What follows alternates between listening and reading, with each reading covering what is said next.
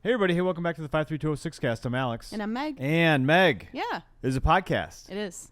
This is a podcast specifically designed to help the listener engage in the process of rethinking our inner city spaces, which basically just means maybe approaching the phenomenon of areas of high concentration of poverty, maybe like in a different way. Yeah. Phenomenon. That's Well, I was trying to think about what word would describe it. And I mean, it's because we all organize ourselves in a specific way. Mm-hmm. The people that have enough money to not live in a poor neighborhood, many or most of the time choose to not live in a poor neighborhood. Yeah. Mm-hmm. And then that leaves like a vacuum where the individuals that don't have enough resources to live outside of a poor neighborhood end up living in a poor neighborhood. Yeah. So. Mm-hmm. Meg, today you wanted to talk about something very important. You're very excited about to talk about it. Well, we'll see. You're pushing it. You're a pusher, and you were pushing this particular piece of content was one that you wanted to get out into the world. So what did you want to talk about, Meg? Okay. Well, first of all, we'll see. Because generally speaking, you're very excited. You're nonstop. It's all you could talk about. When I come up with a podcast idea, I have like 2 minutes of content, and then you're like, "Did you have anything else?" So we'll see. Okay, so last week I went to a women's entrepreneur event. Okay, and it was a great event. I met a whole bunch of great women. It was really cool. I feel like you're always going to a women's entrepreneurial event. Are there lots of these? Yeah. So events? there's like a week-long event, but then there's also like nights that they do throughout the year. Oh. And so there are quite a few. Yeah, it's with an organization called She Stands Tall. Okay. And they're great. I feel like they put on a great event. I particularly really like how there are just a lot of different types of people. Like there are business owners, and then there are like nonprofit people, and then there are like people who sell earrings. Like it's just like all different types of people. Did you stand tall? I did stand tall. Right. Yeah. And I feel like they put on a good event. It's very diverse. I really just appreciate how they run it. So I went to this event, and one of the first sessions, you'd love this. Okay. They had questions that some people might call, what do they call? Are you talking about an icebreaker? Icebreakers. Oh yeah. You hate icebreakers. Well, I don't hate them, but you hate them. I don't want to sit around and do icebreakers. That's Okay. probably true. So they had different questions that you could kind of pick and you could answer. And then like every 15 minutes you would change. You would change tables. And so there was like different questions on different questions on different tables. And so sounds nice.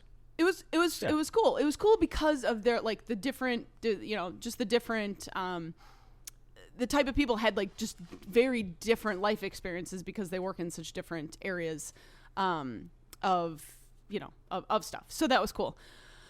So there was this one question that came to me, and I was like, I don't really want to answer how, when you're like, oh, that's a good answer, and you're like, but I don't want to answer that way. Like that kind of came up. And so I answered. What do you mean? It was like, okay, so the question was, when did you stop caring? And it was like, when did you stop caring about, I forget even what, but it was basically like, when did you stop caring? Like you've given up all hope and you don't care about No. Like, when did you stop caring? Or like about caring about how you dress or how you look? No, it was pretty open-ended. So like so I actually got this question twice, which I was like. They must really wanted to know. Yeah. Why do you care so little? Yeah. And so like the first time I like answered about like when I like fired this client that I didn't have the same values with search engine optimization with, which I was like, but like I had this idea like in the back of my mind that I was like, oh, when did I actually stop caring? It was when we started our podcast. Okay. And it made me reflect, and it was like kind of a hard thing to bring up like to this group of women that I've never met that, don't know anything about me. But the second time I got asked the question, I was like, okay, I should answer like how I like what I'm actually thinking. And so I told them, I stopped caring when we started this podcast. And so, I said, 20 years ago, me and my husband moved into the inner city Milwaukee, and people did not find a lot of value, and it made people really uncomfortable. And it was like kind of hard for me to talk about, when you your voice is like crackling and like, Sure. I felt kind of dumb. Like you're trying to ask a boy to a dance. the what is it, the Sadie Hawkins dance? Yeah. We never had those. We never did either. I feel like there's that one song about the Sadie Hawkins dance, and I'm like, oh, that would have been really fun. I don't know that I actually would have asked anybody, but okay. So anyway, my voice is crackling at this table of 8 people who I don't know, and there's one person, a black woman, who she said, actually, I completely understand. She said, comfort I'm constantly thinking about comfort. And she said, like, as a black person, especially in a room filled with white people, I don't want to make people feel uncomfortable. And so we actually had a really engaging conversation about comfort and about how you want to make people feel comfortable, and it's uncomfortable to make people feel uncomfortable. Okay. But it also like made me reflect on when we first moved in here, and how even talking about inner city spaces made people feel uncomfortable because they didn't want to even think about them. And so today on the podcast, I wanted to talk a little bit about comfort. And I think specifically most of our listeners are white people. And I think when we think about this podcast, like, we want to talk to, breaking up with our idea of breaking up. I feel like I'm going back to the Sadie Hawkins dance. Breaking up with the idea of what we think of inner city spaces. And I also feel like breaking up with our how we organize ourselves around comfort. Mm-hmm. And so, yeah, I wanted your thoughts on that. If you have any. If not, I can keep talking. I'm sure I have a thought, but what specifically about that were you? I think because we organize ourselves so that we feel comfortable. Oh, we don't. Well, I would say, I don't know if this is where you were headed or not, but I would say when I think about the types of things that are sold in stores, and I think about the advertisements we get when we watch Netflix. I think there's ads on Netflix. Yeah. YouTube has ads. Yes. And I think about all the things that you can buy. I think the vast majority of those things are items that are meant to make you comfortable. Even buying on Amazon is so easy. Well, and sure, so yeah, and then you can even take that to another level. Yeah, like, okay, well, it would be it's more comfortable for me to stay at home and click a button to get my mattress than it is to go to I don't know. Wow. To go to the mattress store and buy a more comfortable mattress. Mm-hmm. Yeah. So I think a lot of what we are sold is or are things that are meant to make us more comfortable. Mm-hmm. And I think that is, to me, it's not like I get it. It doesn't. I'm not saying it's a bad thing. I understand it because if you think about what it was like 200 years ago, you didn't have a nice mattress. Well, you didn't have indoor plumbing. Yeah. So, yeah. Now a lot of this stuff is designed to make life more comfortable, and people that live in a small house want a bigger house because they think a bigger house is going to make them more comfortable, and it might. If you got 12 kids in a tiny little house, that'd be a lot. Yeah. You'd be uncomfortable, right? Yeah. And so the idea that bigger, better, but bigger and better for what cause or what sake, and I think a lot of it has to do with being more comfortable. Mm-hmm. And I think when we think about that in our social justice journey, which you love that phrase, I know you love it so much, I think a lot of it has to do with going outside of our comfort zone. Well, yeah, because there isn't. You can, and I think a lot of people would agree with this. You can buy. You go from one vehicle. So say you got a vehicle that's 10 years old, and you go to a vehicle that's 5 years old. Mm-hmm. In theory, that vehicle should make you more comfortable, and Yeah. it probably does for a short period of time. I think if most people really sat down and thought about it, they would say, well, this is the comfort or the added value to my life that this is offering is fleeting. It goes away at some point, right? Like, because if you went from a house that was 1,000 square feet to one that was 2,000 square feet, pretty soon you'd want one that was 3,000 square feet. Yeah. Yeah, and that's just kind of how it goes. There's a term for it. I don't remember what the name of the term is, but essentially it's you get used to what you have, and then you want more. Yeah. Right. And again, a lot of the endeavors that we find ourselves in the middle of are attempts to make things more comfortable for us. But what we're really probably ultimately trying to do, or should be trying to do, is be finding things that add value. Yeah. And there is a lot of value in the things that aren't inherently comfortable, like meeting a new person, or being in a diverse space, or learning something new that might be contradictory to what you already think. Those things add a lot of value, and because of that, are probably things that we should at least make an attempt to be a part of. Yeah, lean into at least. So when you were doing your icebreakers, were you were uncomfortable, or you were? I was Okay. I was uncomfortable talking about it, and I think it also made me think about because the black woman who was saying how she runs a Pilates studio, and so she was saying how her business, like, she really needs to make people feel comfortable. Like, that's something that's like on her mind a lot. Well, yeah, you wouldn't want to go do Pilates at an uncomfortable place, I don't think. Yeah. And but I think because a black woman in a Pilates studio, it seemed like she was talking about like a lot of her clients were white.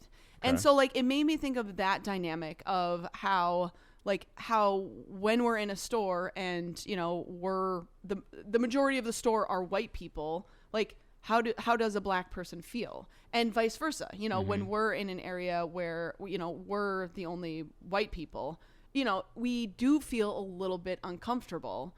But I like, kind of like what you said, like you end up meeting people who are different than you, and you benefit from that so much.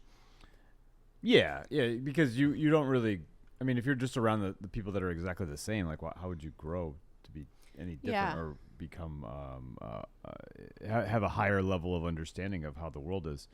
Meg, you said something about that made me think about comfort in general, and I every once in a while I'll go to, I don't know, Brookfield, which is like a suburb of Milwaukee. Yeah. Do you drive a lot better when you go to Brookfield? Oh yeah, I'm on my best behavior. Don't go through a yellow. Don't go through a red. I mean, I don't know that that's actually. I don't know that actually. I get nervous. Should feel that way. I feel very nervous driving in Brookfield. Yeah, I still would like to.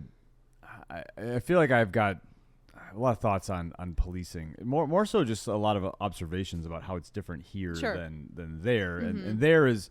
I would say I was from, Chicago is bigger than Milwaukee, so I think we'd be farther spread out. Yeah. But I feel like I was from like a Brookfield, or like the next town, probably past whatever, the Sussex maybe would be the one, something like that. I think Middleton is very similar to a Brookfield, so I think because Madison being smaller than Milwaukee, like kind of it's right. I mean, Middleton's right next to Madison, so I would say it's similar. Yeah, whatever. Very very similar, very similar. But when you were talking about comfort, I was thinking about how I am now more comfortable in my own neighborhood than I would be in a neighborhood in that suburb. Or in suburbs in general. Yeah. Which I think is an interesting an interesting point to make, because sometimes every once in a while I'll think about us living in the inner city, not like as an experiment, but like as something where you're like, okay, well, you did this, you're doing this thing, and what new pieces of information, or what would you learn that maybe you were surprised to learn about, right? And an area where I would have felt, and honestly have felt very comfortable in the past going to, I don't really feel that comfortable going there anymore. But an area like our neighborhood that there was a time, I'm sure, where I didn't feel as comfortable being there. Now I feel very comfortable to the point where I would prefer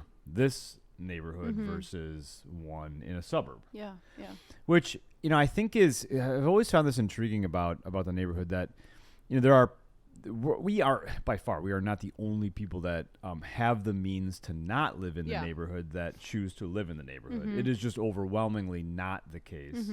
And, I don't know what the percentage is, but 85% of the people couldn't afford to live somewhere else, and then 15% of the people can.